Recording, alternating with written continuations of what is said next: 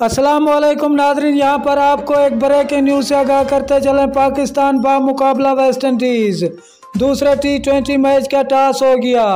हम आपको मुकम्मल अपडेट से आगाह करेंगे। इससे पहले अगर आप हमारे चैनल पर न्यू हैं या पहली बार विजिट कर रहे हैं तो चैनल सब्सक्राइब करें, साथ दिए गए बेल आइकन को ऑल पर कर दें, शेयर करें, कमेंट करें ताकि हर नई आने वाली वीडियो आप तक बआसानी पहुँचती रहे। तो नाज़रीन चलते हैं वीडियो की तरफ।